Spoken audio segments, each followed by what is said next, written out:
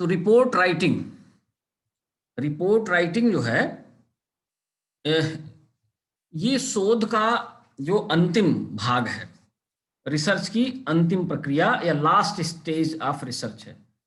Report का मतलब होता है कि जो कुछ भी हमने किया, हमने डाटा इकट्ठा किया, हमने इंटरव्यू लिया, सब कुछ लिया, रफ के रूप में हम सारी चीजें करते हैं, आंकड़े इकट्ठा करते हैं, और जब फाइनल शेप में उसको लिखना शुरू कर देते हैं तो उसको हम रिपोर्टिंग कहते हैं। कि what ever you have done through out the research activity, पूरी शोध क्रिया के दौरान जो कुछ भी आपने किया है उसका जो है लिपिबद्ध या लिखित डॉक्यूमेंट तैयार करना, ये जो है रिपोर्ट कहलाता है। तो रिपोर्ट जो है, जब सब कुछ कर लेते हैं, आंकड़े इकट्ठा कर लेते हैं, इंटरव्यू से डाटा को एनालाइज कर लेते हैं, और उसके बाद फिर फाइनली जो है हम अंतिम रूप से अनंतिम रूप देना शुरू कर देते हैं अपने सारे शोध प्रयासों को। जितना भी हमारा काम होता है उसको जब अंतिम रूप देना शुरू कर देते हैं तो उसको हम रिपोर्ट कहते हैं। तो रिपोर्ट लिखना सबसे महत्वपूर्ण भाग आप कह सकते हो, क्योंकि जो कुछ भी श्रम आपने किया है उस श्रम का परिणाम जो है रिपोर्ट होता है। और रिपोर्ट अगर आपने बहुत अच्छा लिखा, बेहतर लिखा है, तो आपके द्वारा किए गए श्रम मूल्यवान होते हैं। और अगर आपने रिपोर्ट को बहुत अच्छा नहीं लिखा है तो आपका जो श्रम है उस श्रम का मूल्य थोड़ा सा कम हो जाता है। तो अनुसंधान कार्य में रिपोर्ट जो है, प्रतिवेदन जिसको आप कहते हैं, प्रतिवेदन लेखन उसका अंतिम चरण है, लास्ट में हम रिपोर्ट लिखते हैं।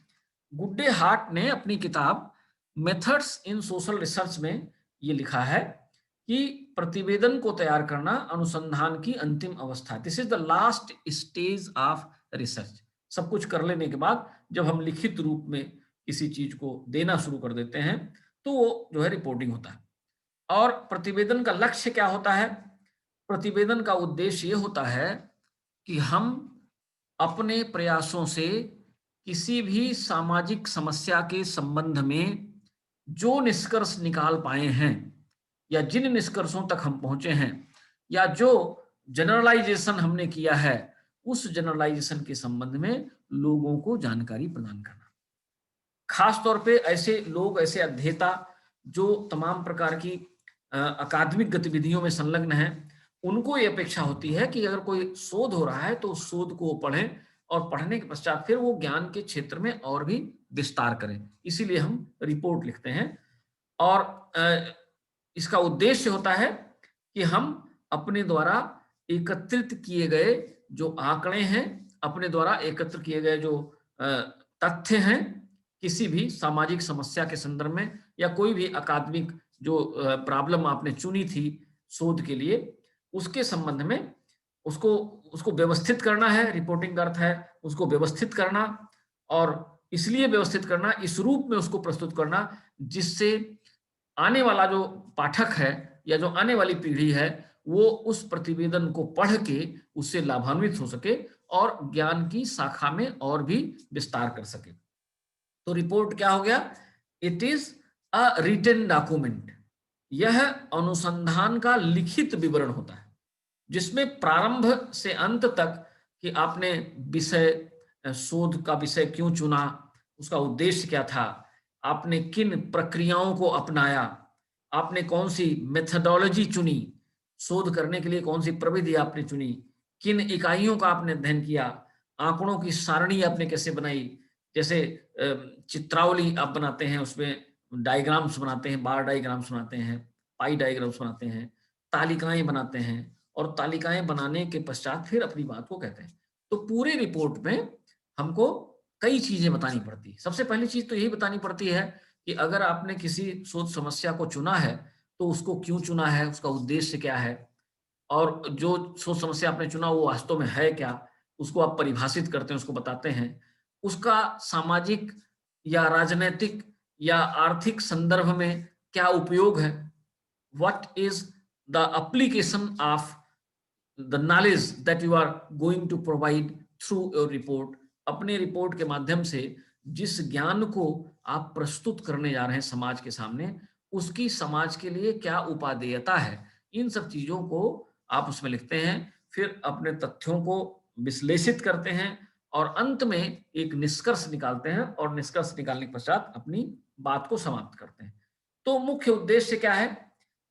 इसके मुख्य उद्देश्य, जैसा कि अभी हम लोग चर्चा कर रहे थे, सामान्य तौर पे रिपोर्ट लिखने का मुख्य उद्देश्य क्या है? तो रिपोर्ट, तो मुझे लगता है कि आपकी समझ में रिपोर्ट शब्द आ गया होगा कि किसी भी प्रयास, जो आपका शोध प्रयास होता है, समग्र रूप से उसका लिखित रूप से जब हम विवरण प्रस्तुत करते हैं तो वो रिपोर्ट होता है। ठीक है ना? तो क्या उद्देश्य होता है? पहला उद्देश्य तो होता है अनुसंधान कार्य के महत्व को दूसरों तक पहुंचाना। जो आपने किया है वो दूसरों तक पहुंचे, दूसरे लोग समझ जाएं कि आपने क्या किया है और उसका उसका इंपॉर्टेंस क्या है। दूसरे लोग आपके द्वारा किए गए कार्य से कैसे, किस तरह से लाभान्वित हो सकते हैं, इसको आप बताएं। दूसरी बात, ज्ञान की वृद्धि के लिए आपने ज्ञान के क्षेत्र में कुछ जोड़ा है और कुछ नया जोड़ा है, क्योंकि शोध वास्तव में एक मौलिक प्रक्रिया है। शोध में आप अपने विचार और अपने प्रयासों की का निष्कर्ष लिखते हैं।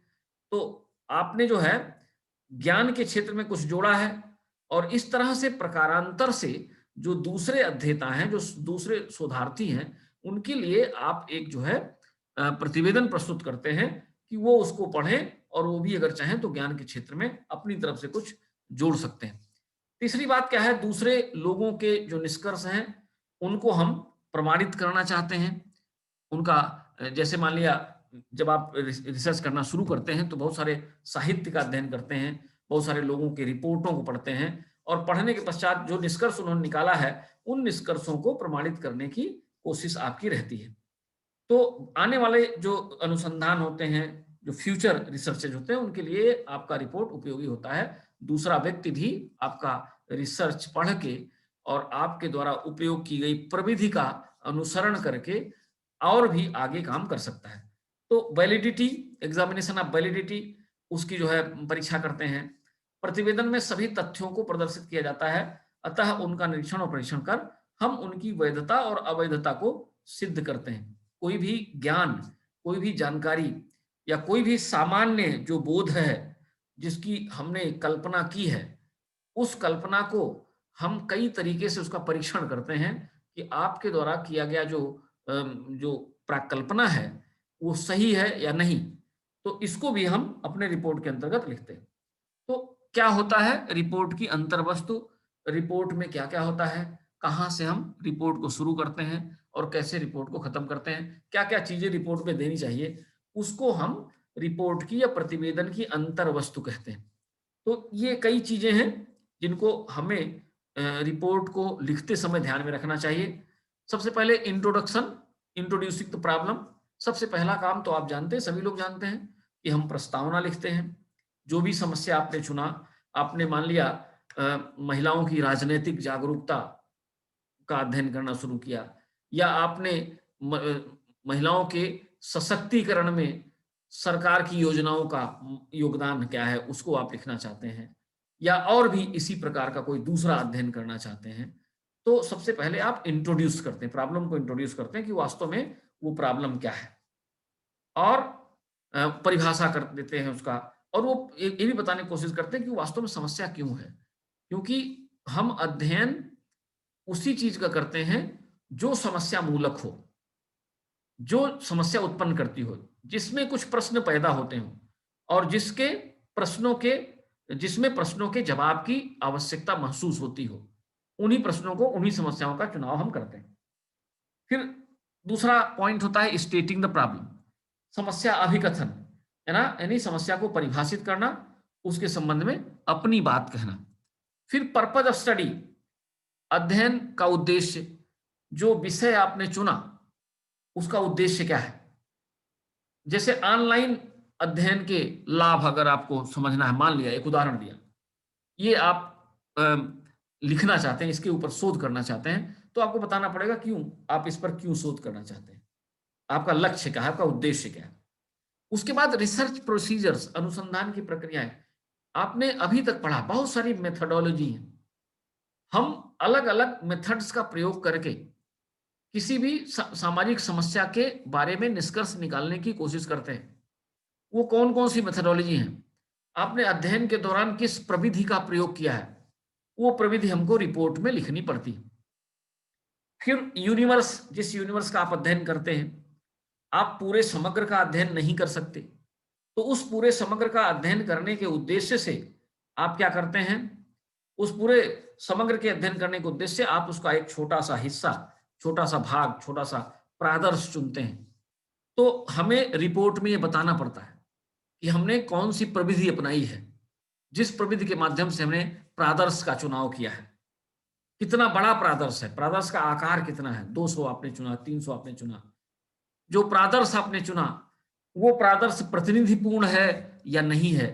प्रतिनिधिपूर्ण का मतलब ये होता है कि जिस सामाजिक इकाई का आपको अध्ययन करना है, उस सामाजिक इकाई का प्रत्येक वर्ग या प्रत्येक समूह आपके अध्ययन में शामिल हो, ये आपको बताना पड़ता है। फिर जो तथ्य आपने इकट्ठा किए हैं, जो डाटा आपने इकट्ठा किया है, उस डाटा का आप विश्लेषण करते हैं और फिर परिणाम निकालते हैं, रिजल्ट, कंक्लूजन, जिसको आप जनरलाइजेशन कहते हैं, सामान्यीकरण। शोध की भाषा में उसको सामान्यीकरण कहना चाहिए, रिजल्ट न कह के सामान्यीकरण कहना ज्यादा अच्छा होता है। और फिर आप उसमें अपना सुझाव देते हैं कि आपने क्या पाया और आपका क्या कहना है किसी भी शोध समस्या के संबंध में। फिर परिशिष्ट उसमें लगाते हैं। परिशिष्ट का मतलब होता है अगर कोई सांख्यिकी आंकड़ा आपने कहीं से प्राप्त किया है तो उन सांख्यिकी आंकड़ों को खोजते हैं, उसको लगाते हैं। संदर्भ ग्रंथ सूची, बिब्लियोग्राफी, आप जो है लास्ट में उन संदर्भों का उल्लेख करते हैं, उन पुस्तकों का उल्लेख करते हैं, उन स्रोतों का उल्लेख करते हैं जिन स्रोतों का उपयोग करके आपने अपने विषय का विस्तार किया है या आपने तथ्यों का की व्याख्या की है और तथ्य आपने दिए, प्रस्तुत किए। तो हम एक एक बात को समझते हैं। तो यही, ये जो ऊपर की बातें हम लोगों ने बताई हैं, ये इतनी बातें जो हैं, लगभग 10 पॉइंट्स जो हैं, इन्हीं 10 बिंदुओं में हम अपना रिपोर्ट तैयार करते हैं। इन्हीं 10 बिंदुओं की व्याख्या हमें करनी होती है और इस प्रकार से हमारा शोध प्रबंध तैयार हो जाता है। तो सबसे पहले क्या है, सबसे पहले है इंट्रोडक्शन। इंट्रोडक्शन में हमें क्या क्या लिखना चाहिए। जब हमने शोध पूरा कर लिया तो हमें इंट्रोडक्शन में क्या क्या लिखना है। सबसे पहले क्या करते हैं, हम सबसे पहले विषय को परिभाषित करते हैं। जो विषय हमने चुना है वो विषय जो है परिभाषित करते हैं कि वास्तव में वो है क्या, उसका स्वरूप क्या है, ठीक है ना। और उसके बाद फिर अवधारणा बताते हैं, कंसेप्चुअल, उसका कंसेप्ट बताते हैं, अवधारणा उसकी क्या है, ठीक है। वो विषय क्या है, क्यों है, किस रूप में है, ये सारी बातें हम जो है बताने की कोशिश करते हैं। और फिर जो विषय आपने चुना है उस विषय का सामाजिक, आर्थिक और राजनीतिक परिप्रेक्ष्य बताते हैं कि सामाजिक क्षेत्र में या आर्थिक क्षेत्र में या राजनीतिक क्षेत्र में उसकी क्या भूमिका है, उसका क्या महत्व है, इस चीज को हम प्रस्तावना के अंतर्गत बताते हैं। तो इतनी बातें हो गई, 3 बातें हो गई। एक तो विषय की, शोध विषय की परिभाषा देना, दूसरा शोध विषय की अवधारणा को स्पष्ट करना, और तीसरा जो विषय आपने चुना है उस विषय का सामाजिक, राजनीतिक और आर्थिक संदर्भ क्या है, सामाजिक, आर्थिक और राजनीतिक क्षेत्र में उस विषय की क्या भूमिका है, इसको भी बताना जरूरी होता है प्रस्तावना के अंतर्गत। दूसरा जो पॉइंट होता है वो होता है स्टेटमेंट ऑफ द प्रॉब्लम, यानी जो समस्या आपने चुनी उसके संबंध में अपनी बात आप कहते हैं, इसीलिए उसको कहते हैं समस्या अभिकथन। समस्या के संबंध में अपनी की बात को कहना। तो इसमें क्या कहते हैं, जो समस्या आपने चुनी उसकी प्रकृति कैसी है, मतलब वो समस्या समसामयिक है, वो समस्या सैद्धांतिक है, वो समस्या व्यावहारिक है या नहीं, ठीक है। तो इसको हम बताते हैं कि उसका नेचर क्या है। आज के संदर्भ में जिस समस्या का चुनाव आपने किया वो समस्या प्रासंगिक है कि नहीं, what is the relevance of the problem that you have selected for study. अध्ययन के लिए जो चीजें आपने चुनी, जिस समस्या का आपने चुनाव किया है, वो समस्या रेलेवेंट है कि नहीं, औचित्यपूर्ण है कि नहीं, ये जो है आपको बताना होता है। तो इसके अंतर्गत फिर दूसरी सबसे बड़ी बात जो होती है जिस पर आपको काम करना होता है वो है why it is a problem, वो समस्या क्यों है। जैसे ग्रामीण क्षेत्र की महिलाओं का मतदान व्यवहार या ग्रामीण क्षेत्र की महिलाओं का राजनीतिक सशक्तिकरण। अब आपको बताना पड़ेगा कि ये समस्या क्यों है। सामान्यतः जो ग्रामीण क्षेत्र की महिलाएं हैं वो उतनी सक्रिय नहीं हैं जितनी शहरी क्षेत्रों की महिलाएं।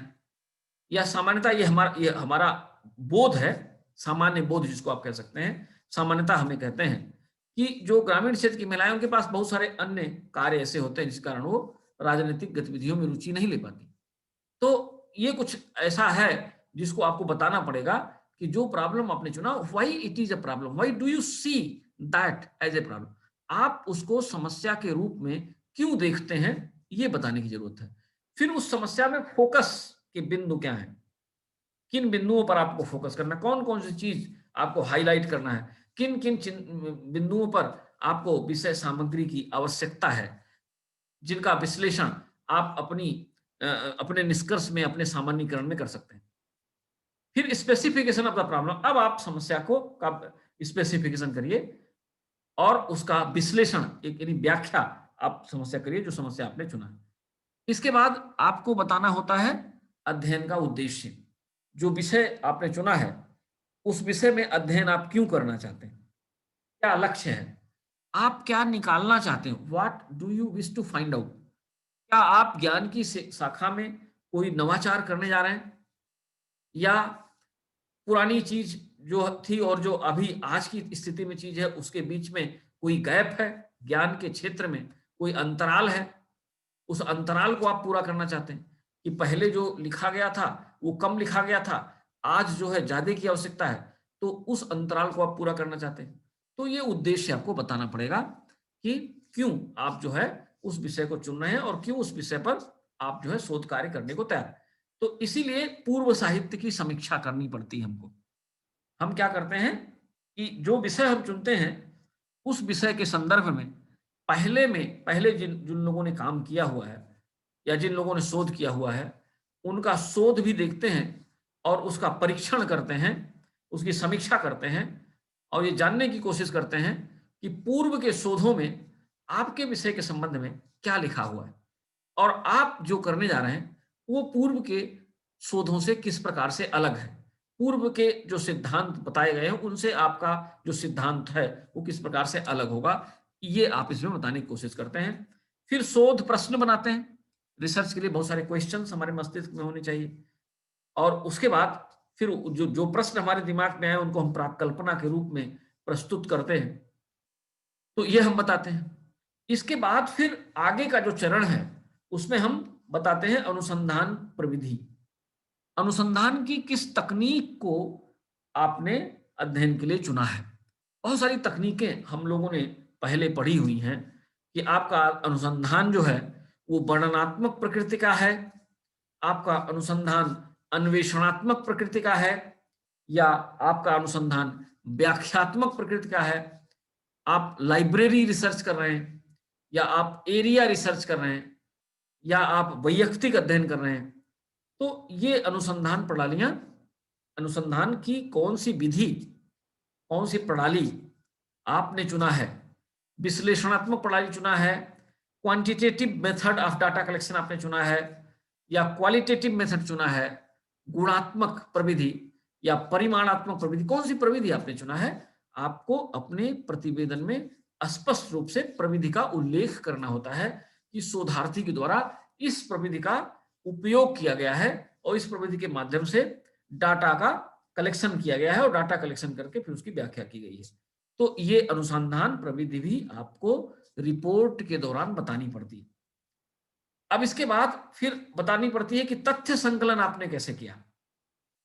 आपने तथ्य संकलन के, हम सभी जानते हैं, पहले पढ़ चुके हैं, तथ्य संकलन के दो स्रोत होते हैं। पहला प्राथमिक स्रोत होता है और दूसरा द्वितीयक स्रोत होता है। आपको अपने प्रतिवेदन में बताना होगा कि आपने शोध की आवश्यकता के अनुसार प्राथमिक स्रोतों से तथ्य का संकलन किया है या द्वितीयक स्रोतों से तथ्य का संकलन किया है। प्राथमिक स्रोत की चर्चा हम लोग आपसे आपस में कई बार कर चुके हैं। प्राथमिक स्रोत क्या होता है? First hand information. वे स्रोत जिनका उपयोग हमें पहली बार करना है, वे स्रोत जिनका उपयोग मुझसे पहले किसी अन्य ने नहीं किया है, तो वो प्राथमिक स्रोत हो जाते हैं। द्वितीयक स्रोत क्या है? ऐसे स्रोत जो पहले प्रयोग में लाए गए हैं और जिनका प्रयोग पहले भी लोगों ने किया है, उनको हम द्वितीयक स्रोत कहते हैं। तो रिपोर्ट के दौरान जब आप प्रतिवेदन बनाते हैं, तो प्रतिवेदन के दौरान आपको ये भी लिखना पड़ता है कि आपकी अनुसंधान की प्रविधि क्या थी और आपने तथ्य संकलन के लिए कौन सी विधि को अपनाया है, किन स्रोतों से आपने तथ्य संकलन किया है, और आपके द्वारा तथ्य संकलन के लिए जो टूल्स अपनाए गए, जो उपकरण अपनाए गए, वो उपकरण क्या थे, ये भी आपको अपने रिपोर्ट में बताना पड़ता है।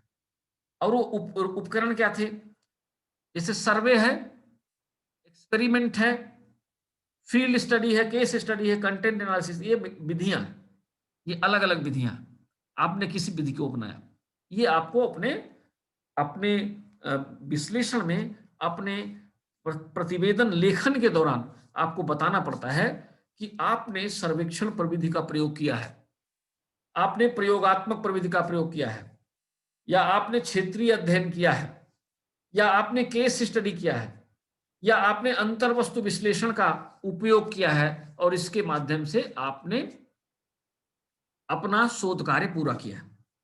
अब इसके बाद फिर जैसे सर्वे मेथड है, सर्वे मेथड में बहुत सारे यंत्र हैं, बहुत सारे टूल्स हैं, उन टूल्स को आप पढ़ते हैं। जैसे प्रश्नावली एक टूल है, प्रश्नों की एक सूची हम तैयार कर लेते हैं। हम लोग बहुत विस्तार से प्रश्नावली को पढ़ चुके हैं, इस पर बहुत ज्यादा फोकस करने की आवश्यकता नहीं है।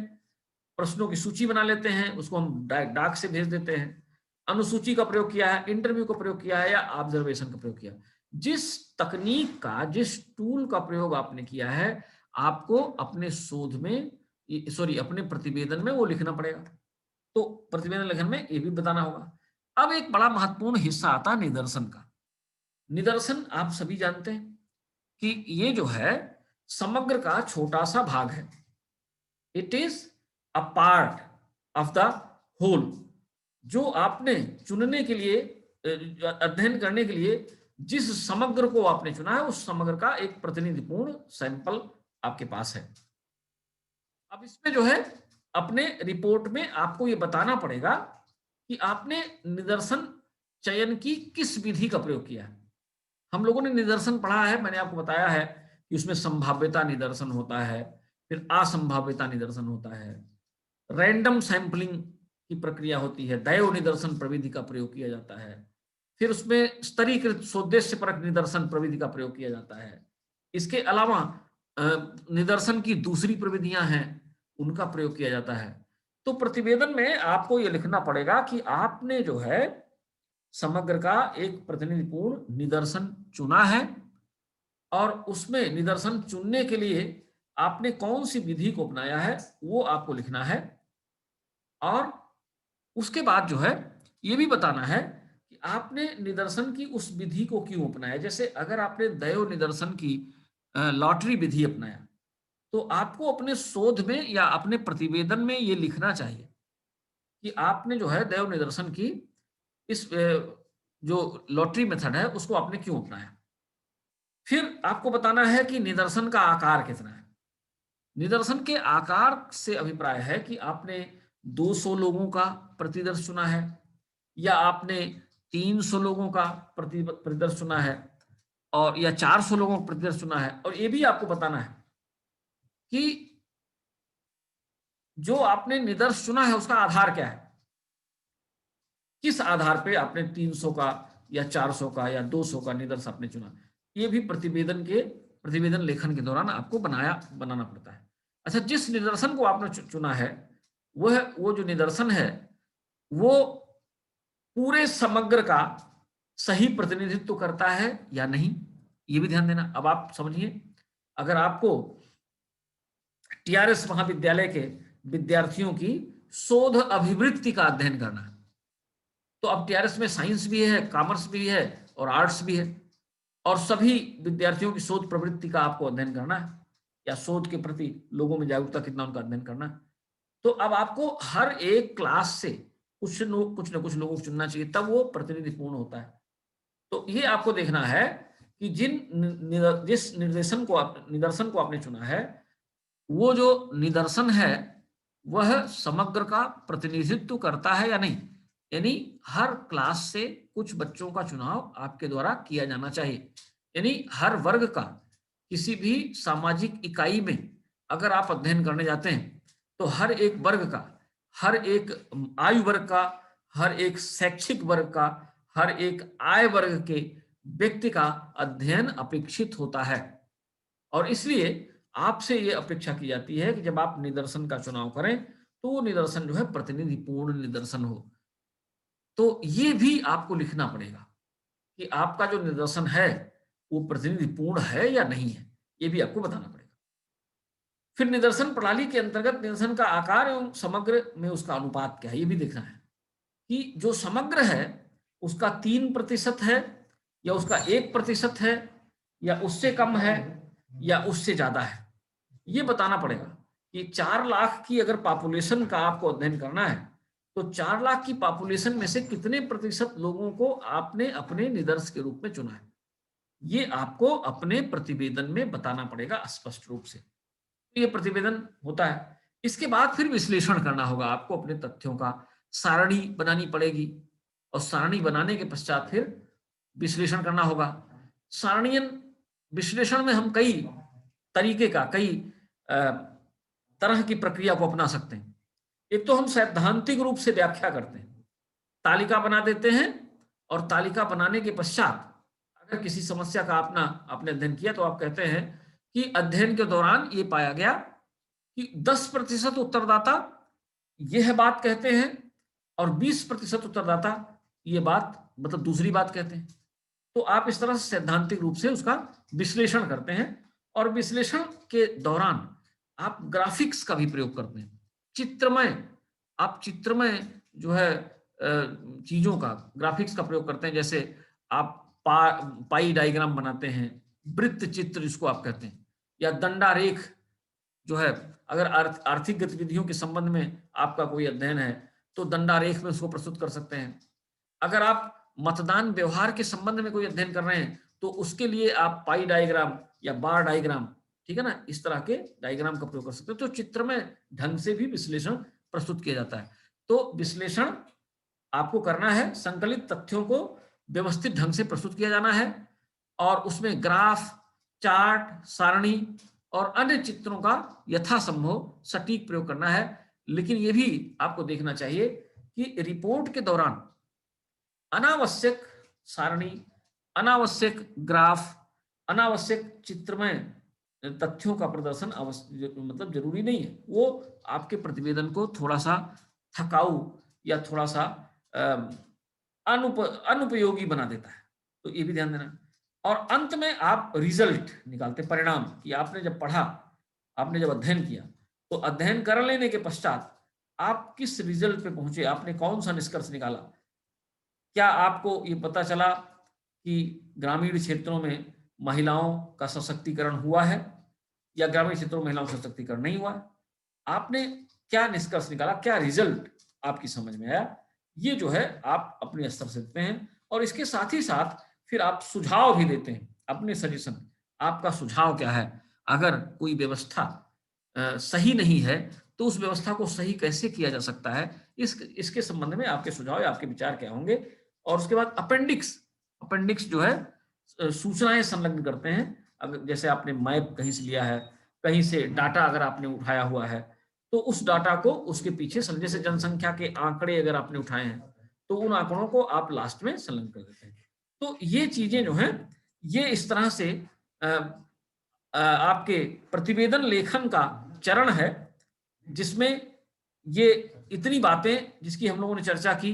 सबसे पहले प्रस्तावना लिखना, फिर शोध समस्या को परिभाषित करना, फिर अध्ययन के उद्देश्य को बताना, फिर अनुसंधान की प्रक्रिया के संबंध में चर्चा करना, कौन सी मेथोडोलॉजी आप अपनाते हैं, और उसके बाद निदर्शन का चुनाव आप कैसे करते हैं उसको, और फिर जो तथ्य आपने इकट्ठा किया है उसका विश्लेषण आपने किस प्रकार से किया है और क्या रिजल्ट आपने अध्ययन के दौरान कौन सा रिजल्ट निकाला और आपके अपने क्या सुझाव हैं। इन सब बातों को मिलाकर प्रतिवेदन तैयार किया जाता है और वो प्रतिवेदन फाइनली आपका रिपोर्ट, आपका जो है समग्र अध्ययन का सार, वो प्रतिवेदन हो जाता है। अब एक आदर्श प्रतिवेदन की क्या विशेषताएं होनी चाहिए? एक अच्छा प्रतिवेदन जो है किसको कहते हैं, ये इस पर भी हम लोग थोड़ी सी बात कर लें। तो प्रतिवेदन को बहुत अच्छा आकर्षक बनाना चाहिए। इसके लिए क्या है कि जो आपने टाइटल लिखा है, जो आपने ग्राफ प्रस्तुत किया है, जो आपने फोटोग्राफ्स लगाया है, वो रेलेवेंट होना चाहिए, उपयुक्त होना चाहिए। ऐसा नहीं कि आप जो है बात कुछ कह रहे हैं और फोटोग्राफ किसी अन्य चीज की लगाएं। आप व्याख्या कुछ और करना चाहते हैं और आपने ग्राफ किसी अन्य चीज का बना दिया है, या जो दंडा रेख है, चित्र जो वृत्त चित्र है, कुछ और बना दिया है। तो ये सब चीजें आपको ध्यान देना है। इसके अलावा आपका प्रतिवेदन जितना सरल होगा उतना ही बेहतर होगा, क्योंकि सरल प्रतिवेदन सुग्राह्य होता है, लोगों को समझ में आता है। स्पष्ट होना चाहिए, आप जो है स्पष्ट तौर पे आपकी बात स्पष्ट होनी चाहिए, सही ढंग से आपको समझ में आ जाए। किसी दूसरे को जब आप प्रतिवेदन लिखते हैं तो आपका प्रतिवेदन किसी दूसरे की समझ में सही ढंग से आ जाए, इस तरह से आपको प्रतिवेदन प्रस्तुत करना चाहिए। बहुत हाई फाई भाषा, जार्गन्स जिसको कहते हैं, मुहावरेदार, लच्छेदार, अतिशयोक्तिपूर्ण भाषा का प्रयोग नहीं करना चाहिए कि आप बहुत बड़े बड़े शब्दों का, उक्तियों का, मुहावरों का, कहावतों का प्रयोग करके अपने प्रतिवेदन को बोझिल बना देते हैं। ये चीज, इस चीज से थोड़ा सा बचना चाहिए। जो तथ्य विश्लेषण आप करते हैं उसके साथ तर्क भी होना चाहिए, कि अगर आपने किसी क्षेत्र में 25% युवा वर्ग को चुना है, तो ये भी बताना जरूरी है कि 25 वर्ष के युवा वर्ग को आप क्यों चुना, ऐसा क्या कारण था। या किसी दूसरे वर्ग के उत्तरदाता को अगर आपने कम संख्या में चुना, तो भी आपको स्पष्ट करना है कि आपने कम संख्या में इस उत्तरदाता वर्ग का चुनाव कैसे किया।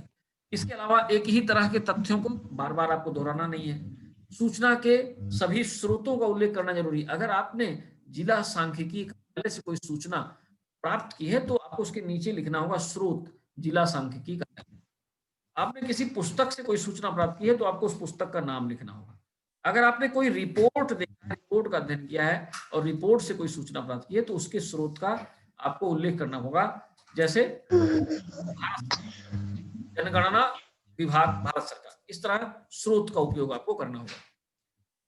फिर एक चीज और बताना होगा कि प्रतिवेदन में क्या समस्याएं आई, प्रतिवेदन के दौरान, मतलब अध्ययन के दौरान क्या समस्याएं आई, उसका भी संक्षिप्त उल्लेख आपको प्रतिवेदन में करना चाहिए। जैसे आप लेके जाते हैं, इंटरव्यू साक्षात्कार करने जाते हैं, तो साक्षात्कार आपको गांव में क्या अनुभव हुआ, क्या समस्याएं थी।